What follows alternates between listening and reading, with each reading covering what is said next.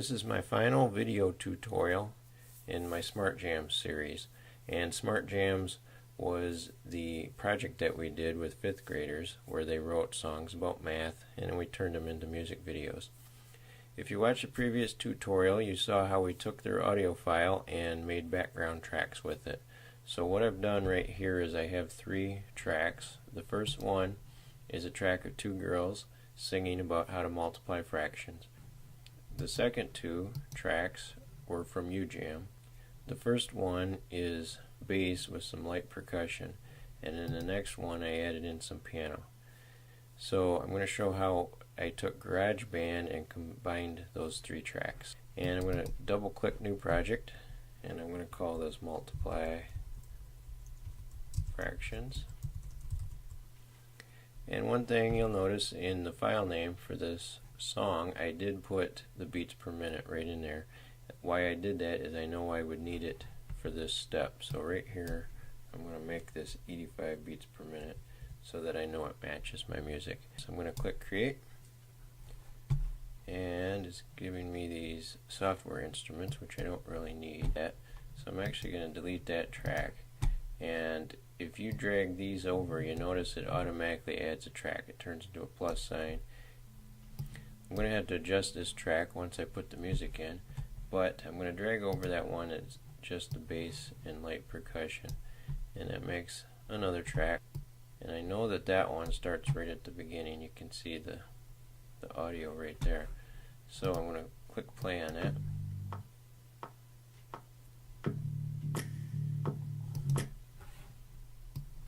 And I'm going to turn off the metronome because I don't need that. And the girls should come in singing right there. So I'm going to slide that over. And I think in this case I got lucky, and the track is just in the right spot, that if I push that all the way to the left, it's probably starting right where it's supposed to be. You might not be that lucky, and sometimes you have to zoom in and you have to basically adjust this until you get it in exactly the right spot, and you have to do it just by ear until it sounds right. It can be a little bit tricky. When I did several of these, I got to the point where I could do the mix down in about 10 or 15 minutes for most songs, as long as they were simple like this one. So let's listen to this. We're gonna show you how to multiply fractions. Okay, that sounds lined up right. I probably am going to want to turn them up a little bit and maybe turn the music down a little bit. I can do all that mixing later. Now listen to the end of this. In the numerator, simplify the denominator. Simplify is simple to do. Okay, the song ends right there, obviously, and I don't want it to. I want it to repeat. So I'm going to select that second track right at that spot, and I'm going to press the command button and T, which is a shortcut for split. Select that and click delete. Now I'm going to take that second one with the piano, drag that in, and I'm going to move that over to right here. I'm going to cut off that first measure. So now we got this.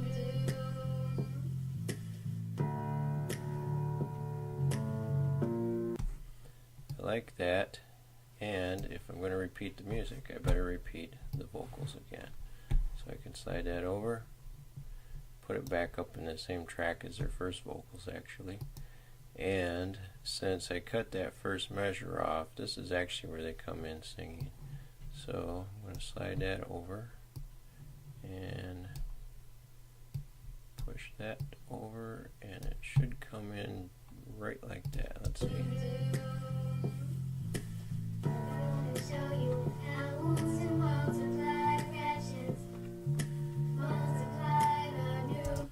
Okay, that works. Now one thing I would do is I'd often play with it the second time and cut some things out, or maybe I'd cut some things out the first time so that they only showed up the second time. But actually when they started that out and they said we're going to show you how to multiply fractions, it wasn't a very strong beginning line, and we don't need it because we already know they're going to show that. So I'm actually going to remove that section. So there'll be a little bit of an instrumental here before they come in.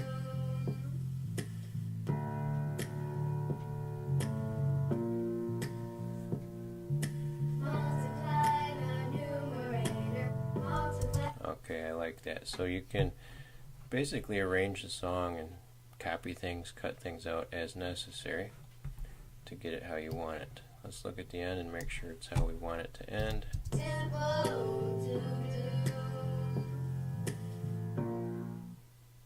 And I definitely don't want it to end like that. That was a little bit abrupt. Split that again. Delete that. Drag that track back up here.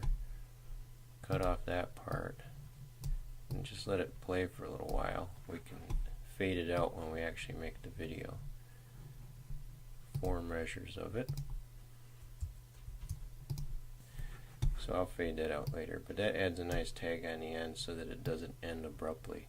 So you can see the different edits that you can get away with in GarageBand, but the main idea here is I have the vocal track and it repeats twice, and then it has the 2 tracks from UJam so that the song kind of builds as it goes through.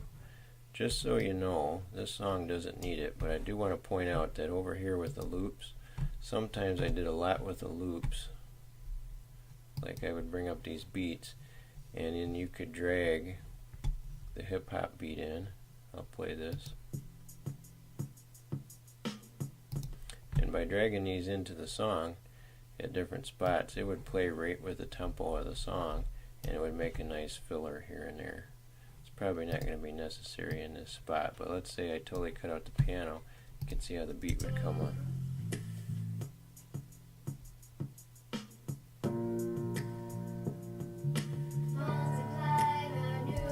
Adds a nice variety, and I did that a lot. If you listen to the Smart Jam examples that I have on the website, you will hear many times where the UJam music stopped and I'd put in a little fill like that.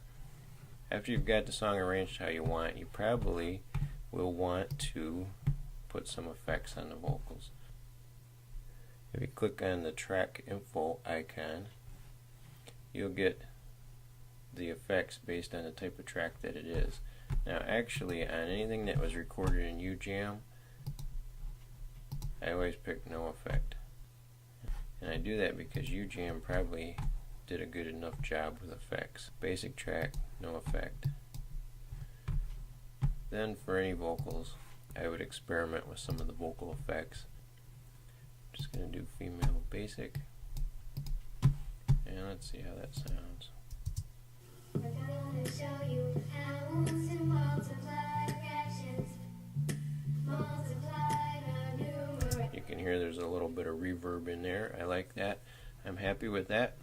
So next I would share it, and you could export the song to disk, which just means you're going to save it to some place on your computer, or you can put it in iTunes. And I always put it in iTunes because that made it really easy to pull it from iTunes into iMovie when I would create the video. I always just put Smart Jams in here. You could name it more specifically if you want to, and I saved it as an MP3 with high quality. When you click share, it will mix that down. Now this will be easy to find in iMovie when I'm editing the video.